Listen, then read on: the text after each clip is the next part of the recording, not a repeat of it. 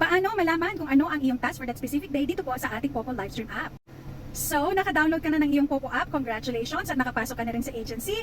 First thing first, syempre po, dapat makapag-solo live ka na po agad. Once your account po or na-authenticate, ayan, magsimula ka na po agad na mag-solo live. Bakit? Kasi po, ayan, meron po tayong tinatawag na bonus days po with Popo na, ayan, bibigyan po kayo ng 10,000 points per hour po. For the first 7 days po na mga nag-download po ng ating Popo apps, ayan, make sure po nakapag-start na kayo agad-agad. Kasi if hindi nyo yan nasimulan agad-agad po ang inyong solo live, babalik po yan sa regular na which is 1,000 points per hour.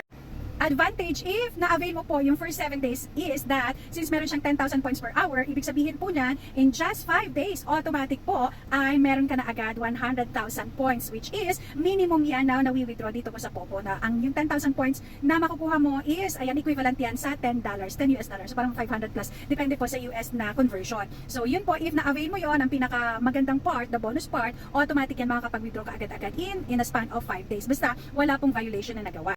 Ang katanungan ngayon is kung saan mo mahanap ang iyong task for that specific day. So all you have to do, syempre punta ka po sa iyong dashboard. Ayan, dyan po sa iyong dashboard, meron ka pong makikita dyan na rewards. So dyan sa rewards, ayan, gagawin mo lang, i-click mo po yan. So iba-iba po tayo ng task kasi depende po sa level po ng ating live stream. So like for example, ikaw beginners ka, ayan, or newbie tayo, ayan, ang una po na since nagawa na natin yung ating first 7 days na 2 hours per hour na live, ayan, automatic bababa na po siya sa 1 hour per day po, na magiging 1,000 points per hour na lang po tayo. Ayan, and syempre, ayan, yung solo live na 1 hour, meron ka rin po, ayan, tasking po na CS, na, or crown seat na 1 hour din, na which is CS po, bibigyan ka ng 800 points per hour.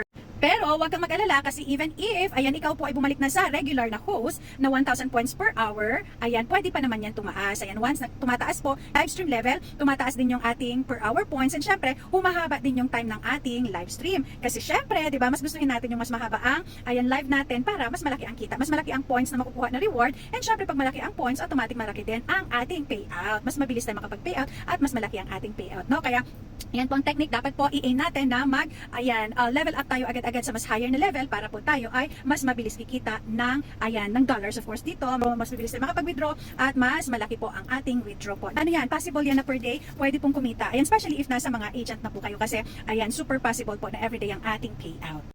So if you have some questions about Popo, ayan, all you have to do, pwede niyo po yung mag-comment po dyan sa baba, ayan, para mapag-usapan natin sa mga susunod natin na mga videos.